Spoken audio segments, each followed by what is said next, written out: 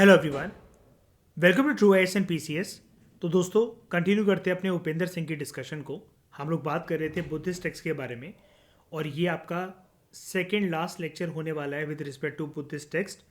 इसी के कंटेक्स्ट में एक बॉक्स गिवन है उपेंद्र सिंह में, जहाँ पर बुद्धिस्ट नन्स के बारे में आप जानते होगी कि इन्फॉर्मेशन वैसे भी हमें कम जानने को मिलती है।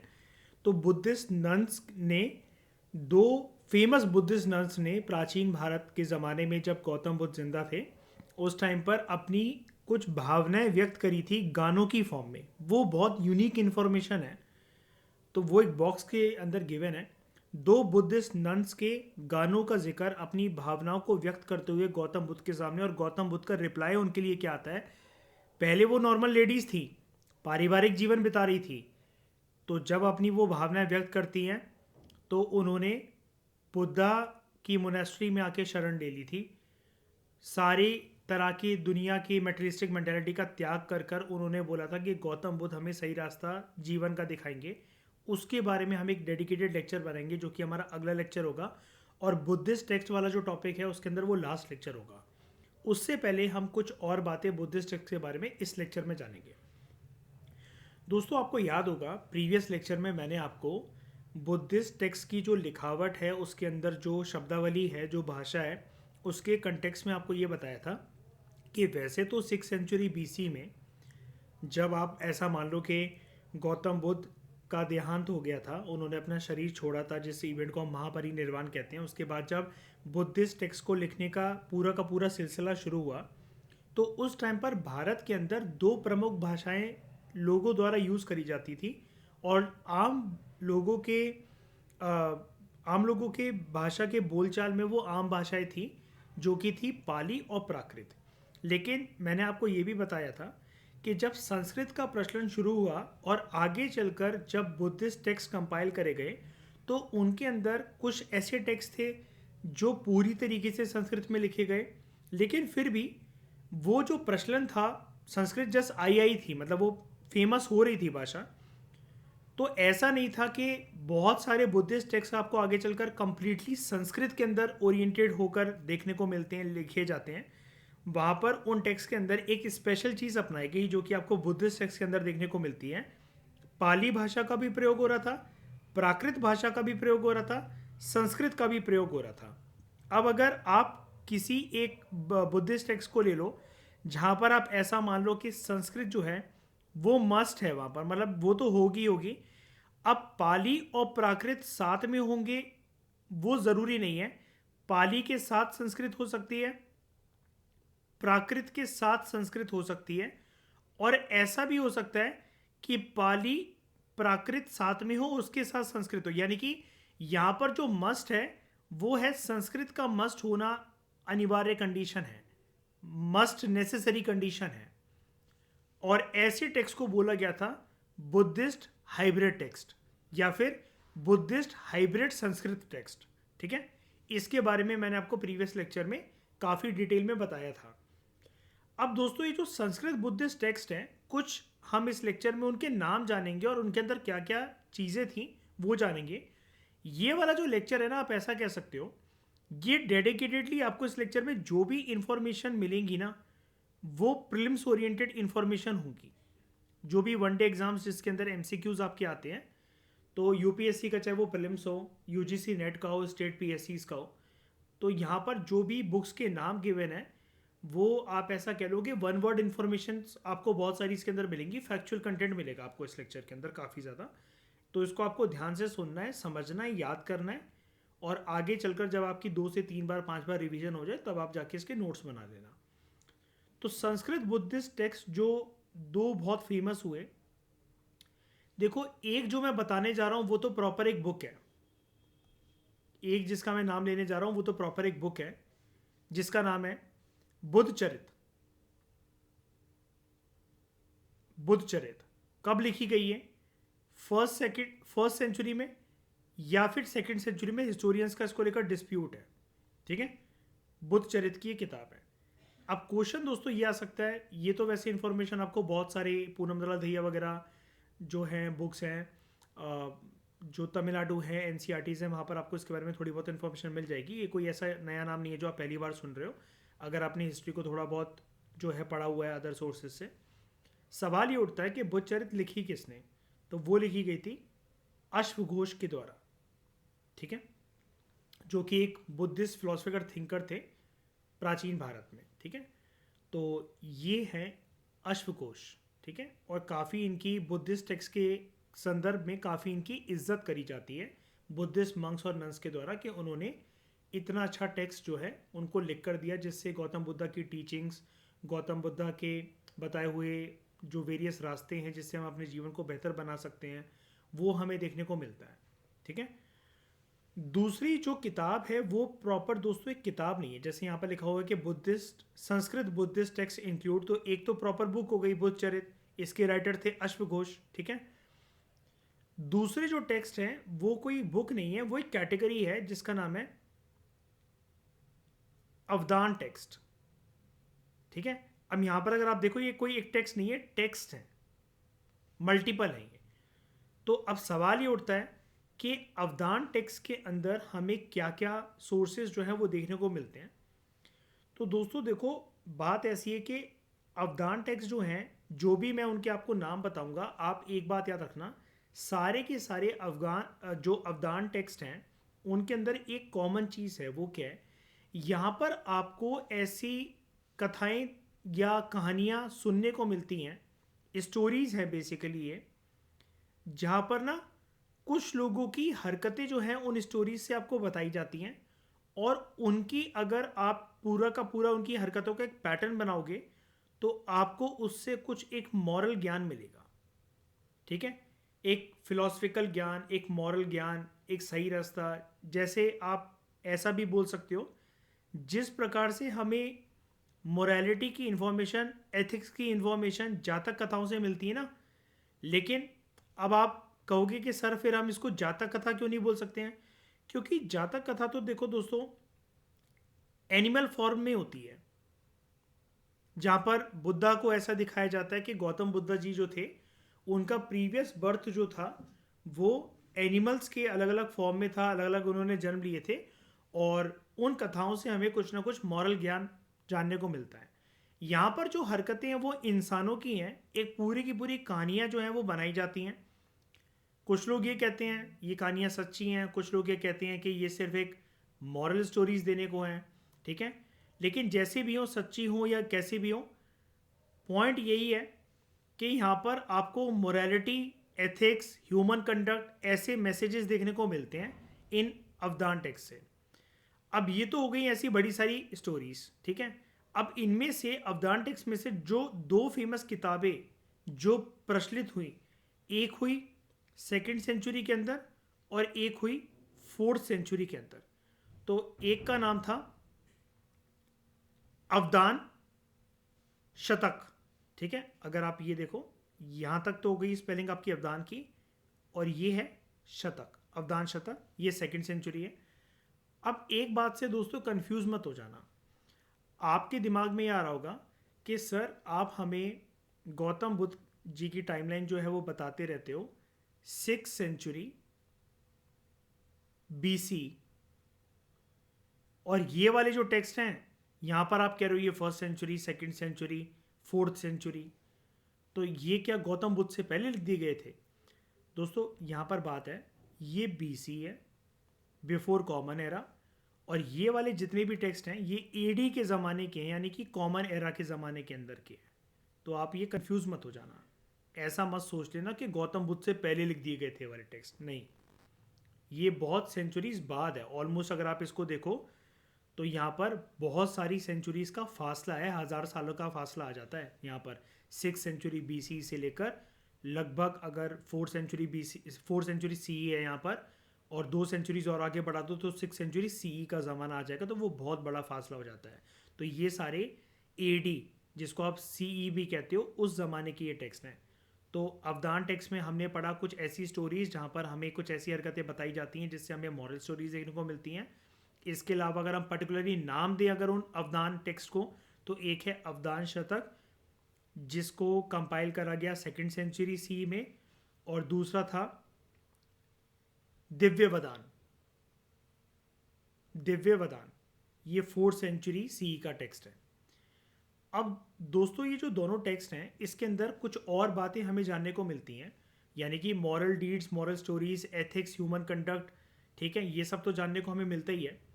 लेकिन इसके अलावा जो ये अवदान शतक है जिसको 2nd सेंचुरी के अंदर लिखा गया, और दिव्य वदान जिसको 4th सेंचुरी के अंदर लिखा गया, इन टेक्स्ट के अंदर हमें ऐसी स्टोरीज देखने को मिलती हैं जिनका कनेक्शन गौतम बुद्ध के साथ है। और यहाँ पर आपको जो है जिक्र देखने को मिलता है मौर्यन एम्परर अशोका का भी, ठीक है। और यहाँ पर बेसिकली अशोका का वो फेज़ बताया गया है जो कि उसके जीवन का एक ट्रांसफॉर्मेशन वाला फेज़ था। और वो ट्रांसफॉर्मेशन वाला फेज़ जो है अशोका का आया था कौन से युद्ध के बाद?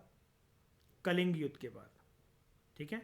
तो गौतम बुद्ध के बारे में आपको इन्फॉर्मेशन देखने को मिलती है, अशोका के बारे में इन्फॉर्मेशन देखने को मिलती है। अब दोनों के दोनों जो वो थे, लोग थे, गौतम बुद्धा जी जिससे इंस्पायर्ड थे अशोका द ग्रेट, तो उन्होंने धर्म चक्र परिवर्तन की बात की थी। और अशोका तो इस कदर धम्म का दीवाना हो गया था कि उसने तो धम्म महामत्तास एज अ ऑफिशियल्स को अपॉइंट करा था धम्म के मैसेज को प्रमोट करने के लिए, ठीक है। एक बात दोस्तों मैं आपको और बताना चाहूँगा, जैसे दिव्य वदान जो है यहाँ पर अगर आप देखोगे it is a collection of early Buddhist legends, ठीक है। तो यहाँ पर गौतम बुद्ध जी को, गौतम बुद्ध की जो कहानियाँ हैं सिद्धार्थ से लेकर एनलाइटनमेंट की प्राप्ति करने तक, और जब वो बुद्धा दी एनलाइटन बने, यहाँ पर आपको बड़े सारे मैसेजेस, मॉरल स्टोरीज वो सब देखने को मिलती हैं। लेकिन एक एक्स्ट्रा बात आपको और बताना चाहूँगा आपकी इन्फॉर्मेशन, आपकी नॉलेज के वैल्यू एडिशन के लिए, जो ये अवदान शतक वाली जो किताब है ना, इसके अंदर एक चीज़ बताई गई है और जो कि बहुत यूनिक चीज़ है। ये क्या चीज़ बताई गई है? गौतम बुद्ध ने यहाँ पर, मतलब बातें तो देखो गौतम बुद्ध की हैं, गौतम बुद्ध ने ऐसा बोला था कि आपका जो प्रेजेंट बर्थ है ना, ध्यान से सुनना मेरी इस बात को, आपका जो प्रेजेंट बर्थ है ना उसमें आप बहुत सारे पलों में खुश होते होगे, बहुत सारे पलों में दुखी होते होगे, बहुत सारे पलों में आप न्यूट्रल रहते होगे। तो उन्होंने बताया कि ये जो हमारे जीवन में अलग अलग मोड़ आते हैं, किसी की जीवन में दुख आ रहा है, सुख आ रहा है, पर्सन न्यूट्रल है कि सब सही चल रहा है, कोई ओवर एक्साइटमेंट नहीं है, कोई दुख भी नहीं है। तो हमारी लाइफ में आज जो कुछ भी आपके पास, जो भी मटेरियल है, जो भी मनी है, जिस प्रकार के माँ बाप आपके पास हैं, जिसके माँ बाप नहीं हैं, हर तरीके के जीवन का जो मोड है वो आपके प्रीवियस बर्थ में जो आपने कर्म कर रखे हैं उनका कोटा एक पूरा का पूरा बनकर आज आपका जो अगला जन्म हुआ है, जो आपका प्रेजेंट बर्थ है, उस जीवन काल में आप जो भी चीज़ें देखते हो कि आपके पास कैसा घर है, कैसी गाड़ी है, माता पिता कैसे हैं, माता पिता का स्वभाव कैसा है, आपको दोस्त रिश्तेदार, बाहर की दुनिया प्यार कितना करती है, कितनी आपकी इज्जत है, जो भी आपके साथ हो रहा है वो कर्म आप काट रहे हो प्रीवियस बर्थ के। और इसमें एक मैसेज ये भी दिया दिया गया है। अब हम ये तो नहीं बोलेंगे कि गौतम बुद्ध ने दिया, क्योंकि लिखा उन्होंने नहीं है, लेकिन बातें उन्हीं की है। तो अगर हम ये बोल भी थे कि गौतम बुद्ध जी ने ये भी कहा था, क्योंकि अवदान शतक के अंदर दोस्तों ये जो मैं बता रहा हूँ प्रीवियस बर्थ के कर्मा आपकी प्रेजेंट बर्थ को शेप देते हैं। और इस बर्थ में आप जो भी कार्य करोगे वो जो आपका अगला बर्थ होगा उसके अंदर बहुत ज़्यादा वो मैटर करेगा कि आप इस जन्म के अंदर क्या कर सकते हो, क्या नहीं कर सकते हो, क्या करते हो, कितना करते हो, कितना नहीं करते हो। तो बेसिकली आप इसको ऐसा भी बोल सकते हो कि हिंदू धर्म में या दूसरे धर्मों में जो भी हमारी किताबें होती हैं, पुराणों की किताब हो गई, गरुण पुराण जैसे हो गई, उसके अंदर नर्क में अलग अलग लोगों को जो सज़ाएं मिलती हैं, स्वर्ग और नर्क की प्राप्ति कैसे होगी इंसान को वो बताया जाता है उसके कर्मों के अनुसार। तो कर्मों की बात जहाँ जहाँ पर इस्लाम में कुरान शरीफ में होती है, बाइबल में होती है क्रिश्चियनिटी के संदर्भ में, पुराण में, रामायण में, महाभारत में होती है हिंदुज़म के संदर्भ में। सिमिलरली अगर आपसे कभी कोई फ्यूचर में पूछे कि बुद्धिज़्म के कंटेक्स्ट में कभी कोई ऐसा ग्रंथ या ऐसी बात या ऐसी कोई किताब या गौतम बुद्ध ने कभी कोई ऐसा मैसेज दिया क्या कि आपके जो कर्म हैं उनका फल जो है आप इस जन्म में भुगत रहे हो और इस जन्म में जितने अच्छे कर्म कर सको कर लो, अगला जो जन्म है आपका वो इसी जन्म में जो आप कर्म करोगे उसी के बेसिस पर डिसाइड होगा कि आपको अगले जन्म में क्या क्या मिलेगा। जो आप सोचते हो कि इस जन्म में मुझे नहीं मिल पाया या इस जन्म में मेरा ये दुख है, और ये जो दुख आप काट रहे हो, ये जो सुख आप काट रहे हो, ये जो न्यूट्रल जीवन आप बिता रहे हो, या प्रीवियस जन्म में जो आपने इन्वेस्टमेंट करी है अपने कर्मों की उसका रिटर्न है आपको, और आप इस जन्म में जो इन्वेस्टमेंट करोगे अगले जन्म में आपको उसका रिटर्न मिलेगा। तो ऐसे कर्मों का पूरा जो ज्ञान है, जो उसकी पूरी की पूरी चेन है, जो लय है, और गौतम बुद्ध के वचन, गौतम बुद्ध की teachings on the message of Karma in determining your present life and future life, ठीक है, वो चीज़ जो है आपको उसका मैसेज देखने को मिलता है अवदान शतक के अंदर। ये वाली बात याद रखना। ये इंफॉर्मेशन मुझे नहीं लगता कि उपेंद्र सिंह की बुक के अलावा कहीं भी आपको देखने को मिलेगी, ठीक है। अब दोस्तों ऐसा मत सोचना कि उपेंद्र सिंह के अंदर ये वाली इंफॉर्मेशन अगर गिवन है तो फिर मैंने इसको टेक्स्ट में यहाँ पर क्यों नहीं लिखा, क्योंकि दोस्तों जो आपके सामने स्क्रीन पर है ना उतनी ही लाइनें गिवन है। ये एक्स्ट्रा मैं सर्च कर रहा था कि इसके अंदर है क्या, तो ये वाली इंफॉर्मेशन जो कर्मों वाली बात मैंने अभी इससे आपसे कही वो तो मैंने गूगल से निकाली है, इंटरनेट से निकाली है, ठीक है। तो ऐसा मत सोचना कि उपेंद्र सिंह में कोई कोई चीज़ें लिखी रहती है और मैं उसको एक्स्ट्रा बोलकर समझा रहा हूँ। टेक्स्ट जो भी उपेंद्र सिंह का है मैं आपसे पहले भी काफ़ी बार बोल चुका हूँ, वो आपकी स्क्रीन के सामने word to word comma to comma रहता है, बल्कि मैं उसको और अच्छे से प्रेजेंट आपके सामने करता हूँ कि सब पॉइंट्स बनाकर जहाँ जहाँ अलग अलग फैक्ट्स हैं तो आपको एक पैराग्राफ में खुद से खोद कर रीडिंग ना करनी पड़े, वो क्रिस्टल क्लियर पॉइंट अलग से बाइफरकेट होकर आपको नजर आ जाए। ओके, आई होप इतनी बातें आपको क्लियर हो गई होंगी। अंजलि, गौरव, मयूर, ठीक है, आगे बढ़ते हैं।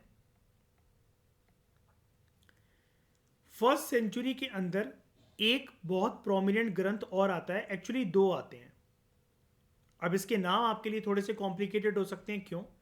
पाली और प्राकृत वाले नाम ना दोस्तों इजी होते हैं, जहां पर भी संस्कृत आ जाती है तो वो वाले नाम टिपिकल हो जाते हैं, और ये वाले नाम थोड़े से टिपिकल और ज़्यादा पता है क्यों हो जाएंगे आपके लिए, क्योंकि दीज टेक्स्ट आर, जिसके मैं नाम लेने जा रहा हूँ, ये जब तक अभी जितनों की भी अभी तक हमने बात कर ली अपने लेक्चर में, वो हाइब्रिड बुद्धिस्ट संस्कृत टेक्स्ट हैं, जिसके अंदर संस्कृत का मिक्सचर भी है, पाली भी मिल जाएगा, प्राकृत भी मिल जाएगा, पाली एंड संस्कृत का कॉम्बिनेशन मिल जाएगा, या प्राकृत एंड संस्कृत का कॉम्बिनेशन मिल जाएगा, या एक ट्रायंगुलर जो है आपको कॉम्बिनेशन मिल जाएगा, पाली प्लस संस्कृत प्लस प्राकृत, ठीक है।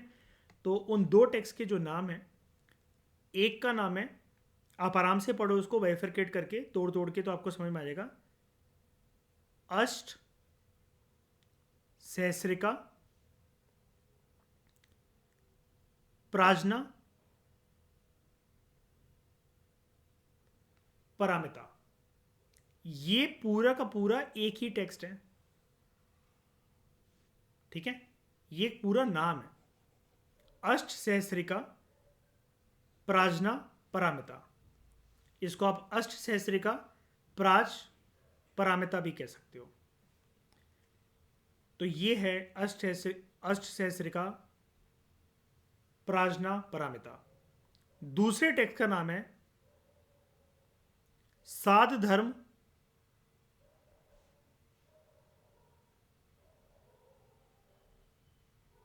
पंडरिका, साध धर्म पंडरिका।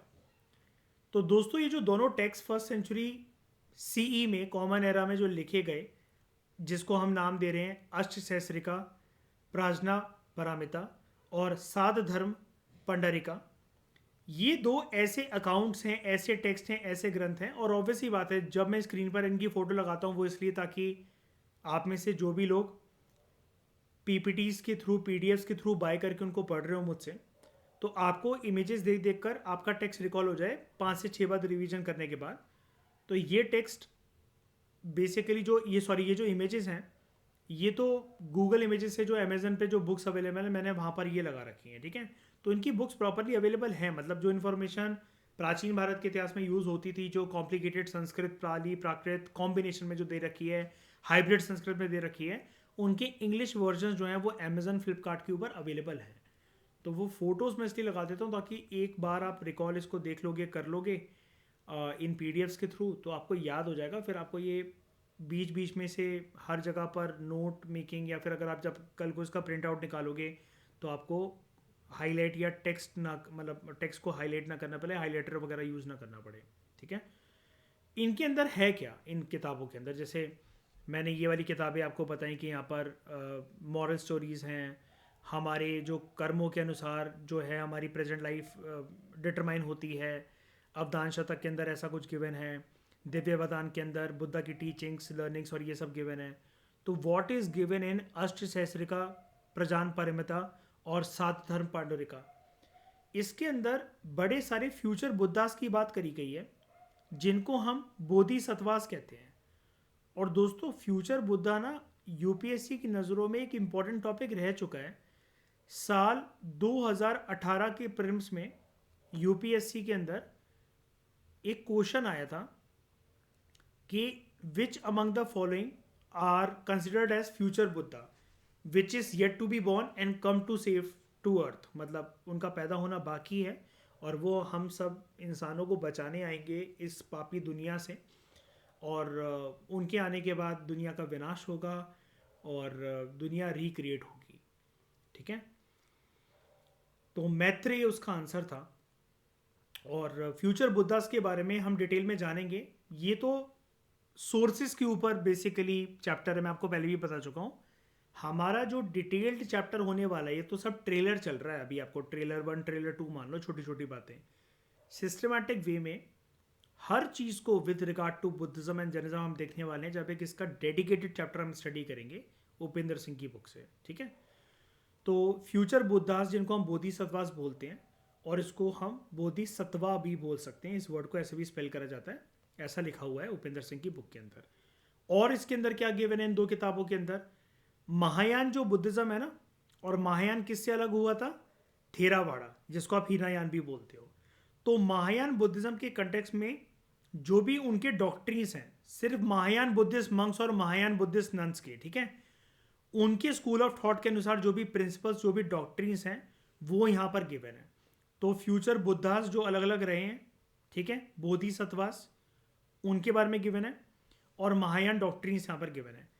अब दोस्तों मैं एक चीज़ आपको क्लियर कर देता हूँ, यहाँ पर राइटर ने तो ऐसा बोल दिया आपसे कि future Buddhas are known as bodhisattvas, लेकिन ये इंफॉर्मेशन काफ़ी हद तक ना गलत है।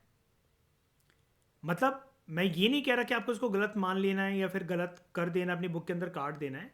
ये जो लाइन ऐसे करके लिखी हुई ना उपेंद्र सिंह की बुक में कि future various future Buddhas known as bodhisattvas, yes bodhisattva आप उसको बोल सकते हो, लेकिन बुद्धिज्म के कंटेक्स्ट में दोस्तों यहाँ पर मैं एक बात आपको क्लियर करना चाहूँगा जो कि उपेंद्र सिंह मैम ने अपनी बुक के अंदर गलत कर दी थोड़ी सी। बोधिसत्वास बेसिकली वो प्रोमिनेंट बुद्धिस्ट मंक्स या नन्स हो सकते हैं जिन्होंने एनलाइटनमेंट की प्राप्ति कर ली है, हो गए हैं वो एनलाइटेंड, तो अब वो मोक्ष की तरफ क्यों नहीं जा रहे, शरीर का त्याग कर कर, परिनिर्वाण कर कर, अपने शरीर का त्याग कर कर निकल जाए मोक्ष की प्राप्ति करने, स्वर्ग सिधार जाए, वो क्यों नहीं जा रहे हैं?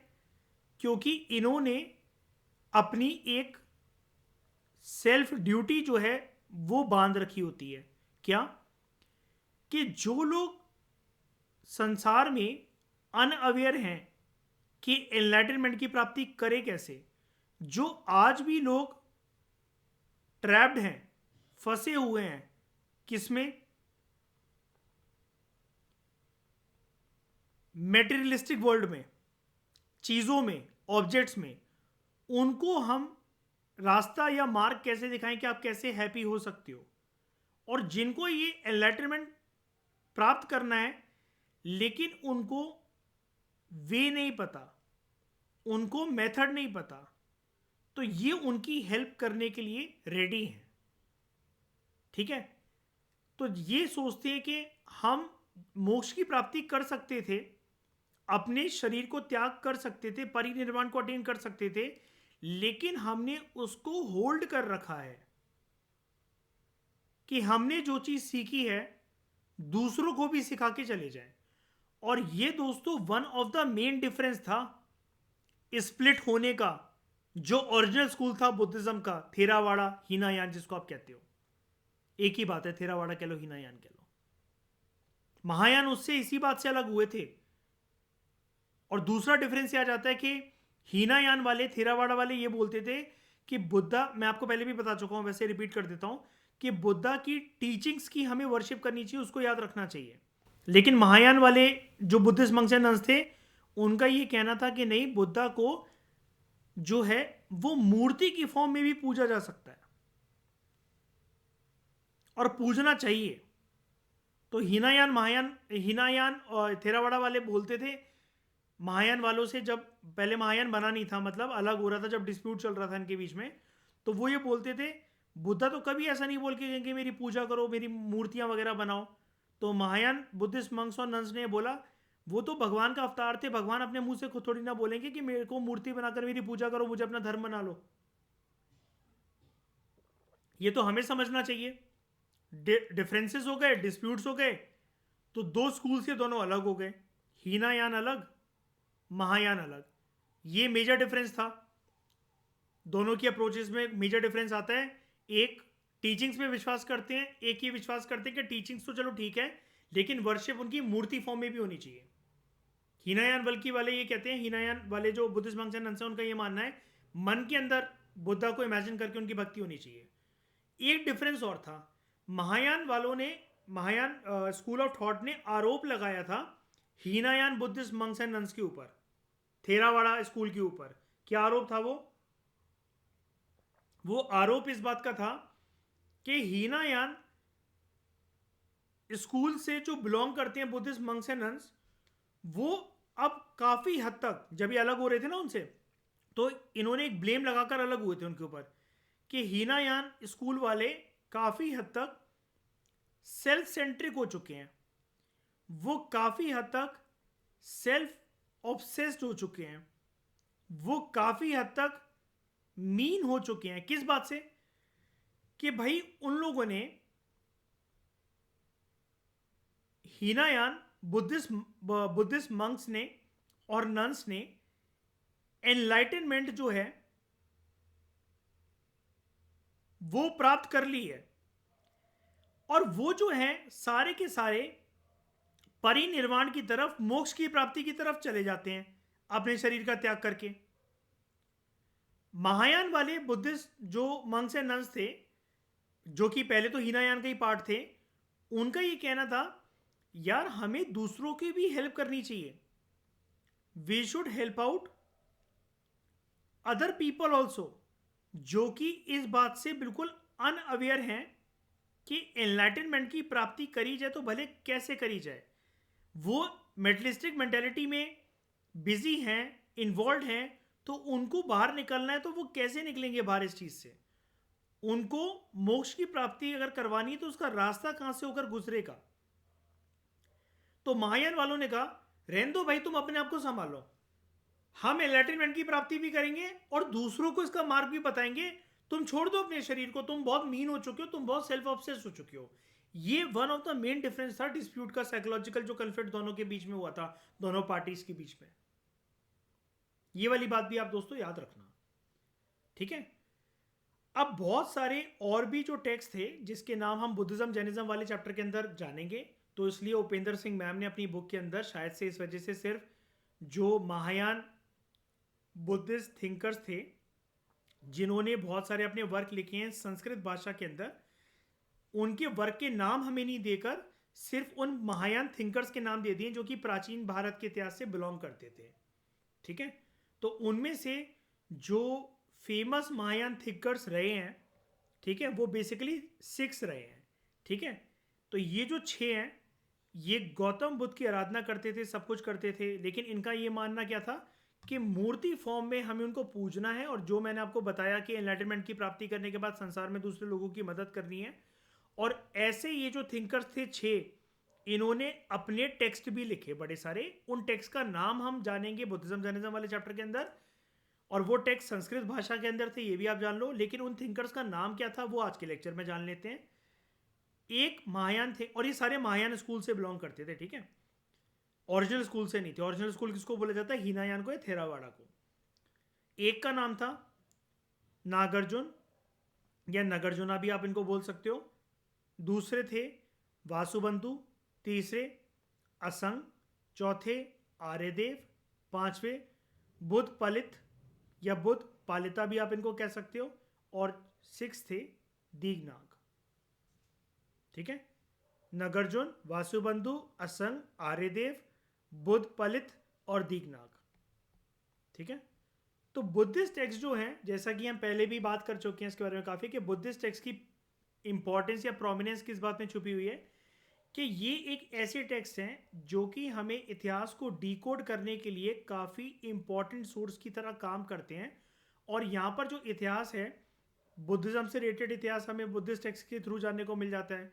गौतम बुद्धा के जो डॉक्ट्रीज हैं, जो प्रिंसिपल्स हैं, एज वेल एज जो अलग अलग बुद्धिस्ट स्कूल ऑफ थॉट हैं, हीनायान, थेरावाड़ा, वज्रयान, महायान, उनके प्रिंसिपल्स भी हमें जानने को मिल जाते हैं।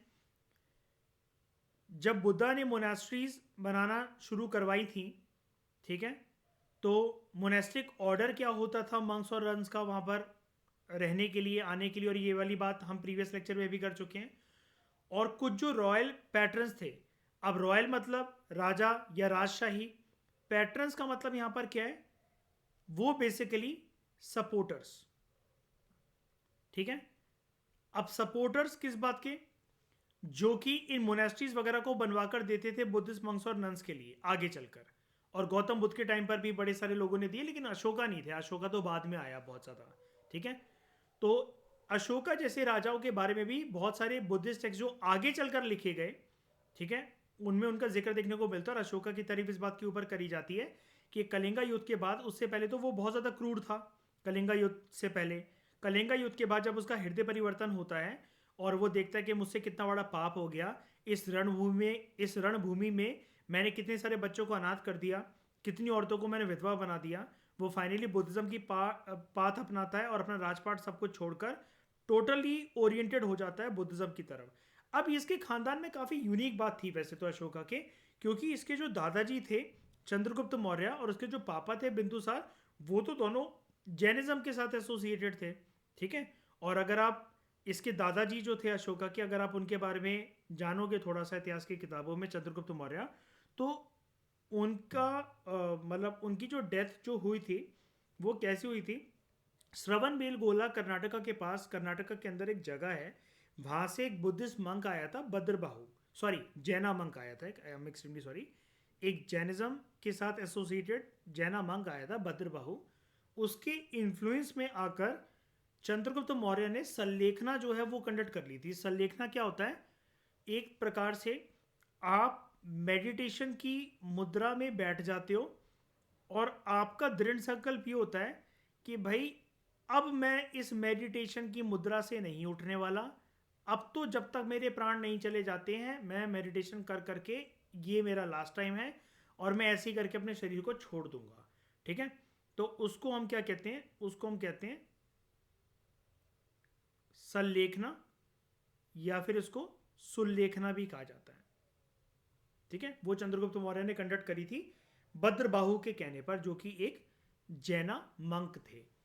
और सिमिलरली इसके पापा भी जैनिज्म के साथ एसोसिएटेड थे। बिंदुसार चंद के बारे में इतिहास में हमें बहुत कम इंफॉर्मेशन देखने को मिलती है, लेकिन सरप्राइजिंगली अशोका ने बुद्धिज्म की पाथ अपनाई और आगे चलकर, पैसा तो था ही उसके पास, आप सबको छोड़ छाड़ कर, जब जितना करेक्टेड पैसा था उसके पास, उसने बुद्धिस्ट मंक्स को, नन्स को, उनके जीवन को बेटर करने के लिए, ठीक है, एज वेल एज जानवरों की सहायता वो करता था। उस ज़माने में दोस्तों, जब आप, हम इमेजिन नहीं कर सकते कि भारत कैसा होता होगा, हमें इतिहास को पढ़कर इतिहास पे यकीन भी नहीं होता है।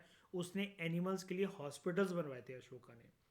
कहाँ कलिंगा युद्ध के अंदर उसने कितनी तबाही मचाई, और कहाँ जाकर वो जानवरों के बारे में सोच रहा है, लोगों को समझाता था कि चींटी, ज़मीन पर रखते रखते पैर भी अपना संभाल के चलो कि चींटी ना मर जाए, चींटा ना मर जाए, कोई कॉकरोच ना मर जाए तुम्हारे पैरों के नीचे आकर। टोटली ट्रांसफॉर्म, मतलब जिससे कहते हैं ना कि पर्सन जेड लेवल से ए लेवल पर आ गया, ए लेवल से जेड लेवल पर चला गया, बिल्कुल मतलब कोना, एक दूसरा कोना पकड़ लिया उसने अपने जीवन का।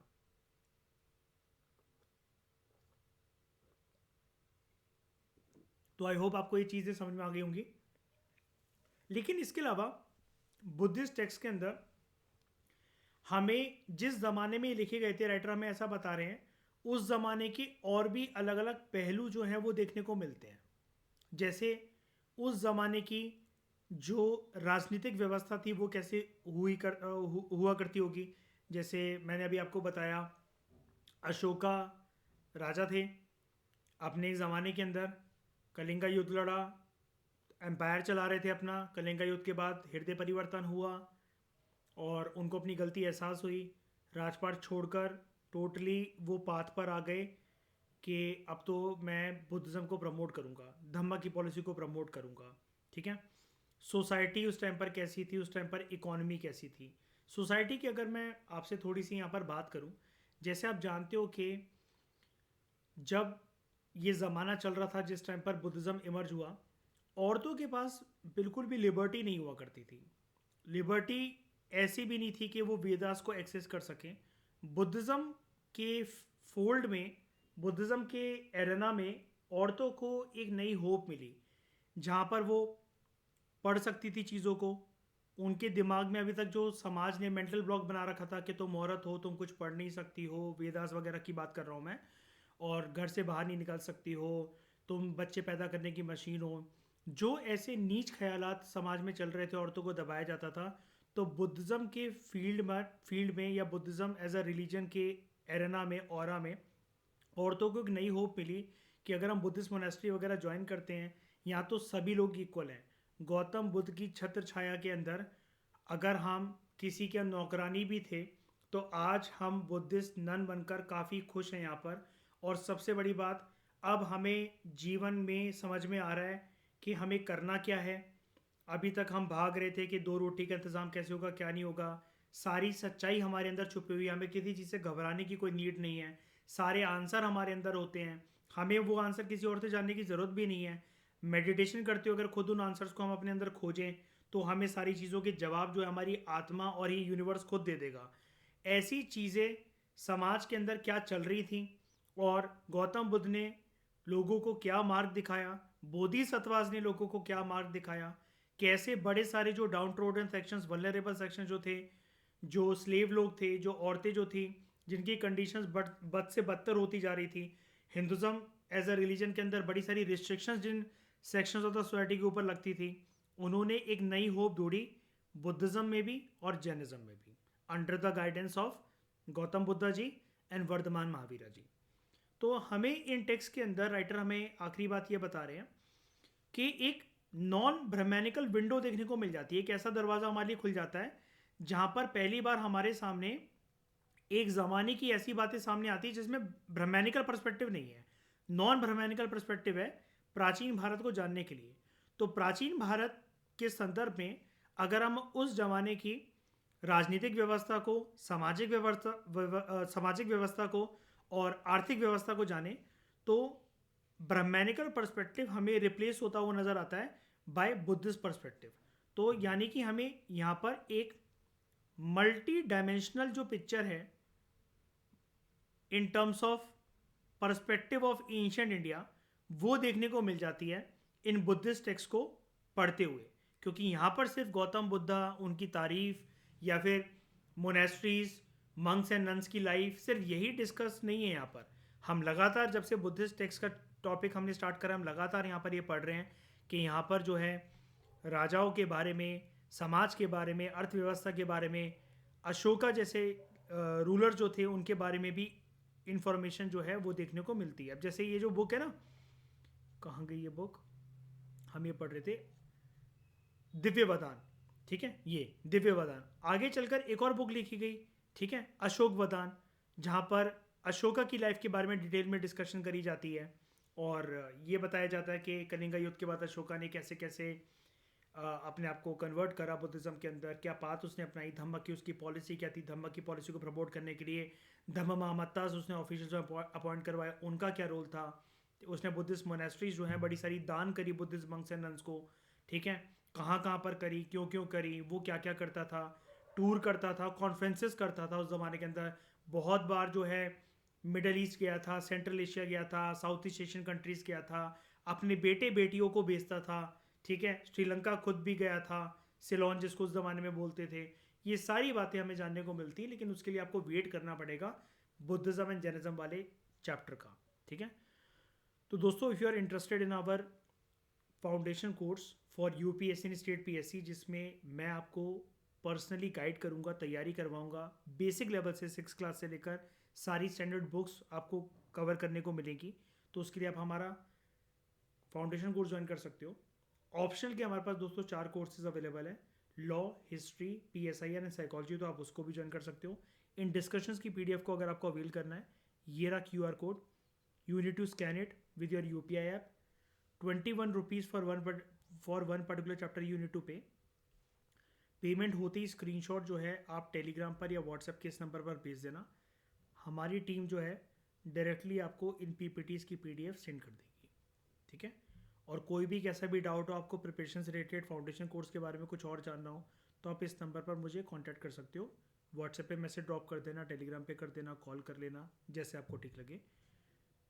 तो मिलते हैं अगले लेक्चर में दोस्तों। जैसे कि मैंने बताया, एक बॉक्स गिवन है जहाँ पर बुद्धिस्ट नन्स के बारे में, 2 फेमस बुद्धिस्ट नन्स हैं, उनके नाम आपने कहीं पर सुने भी नहीं होंगे, और उन्होंने अपनी जो फीलिंग है वो गौतम बुद्धा के सामने क्या व्यक्त करी थी जब वो पारिवारिक जीवन बिता रही थी। गौतम बुद्धा ने उनको ऐसा रिप्लाई दिया इतना प्यारा कि उन्होंने अपना घर परिवार सब कुछ छोड़कर बुद्धा की शरण में आना सही समझा, जीवन के असली नुमाइंदों को समझने के लिए, जीवन के असली आईने को देखने के लिए, जानने के लिए, अपने अस्तित्व को पहचानने के लिए।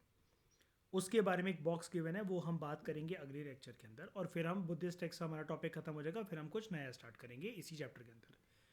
तो इस डिस्कशन में दोस्तों फिलहाल इतना ही। Thank you very much for discussion.